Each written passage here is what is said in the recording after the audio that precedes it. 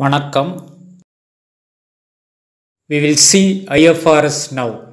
IFRS is the short form of International Financial Reporting Standards. In 1973 to 2000, the IFRS was known as International Accounting Standards, that is IAS.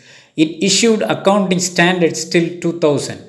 In 2001 March, the International Accounting Standard Committee was formed as a not-for-profit corporation in US. This International Accounting Standard Committee Foundation is the parent entity of International Accounting Standard Board.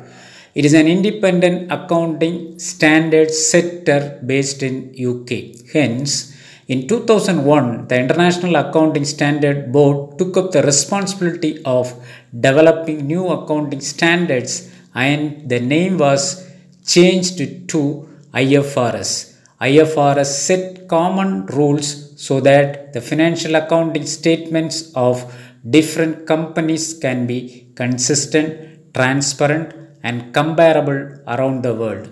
The requirements of financial statements as per IFRS include statement of financial position, statement of comprehensive income, statement of changes in equity, cash flow statement, and notes for the accounting policies. More than 100 countries follow the IFRS system now, but US and UK follow their own accounting standard, that is GAAP. Thank you.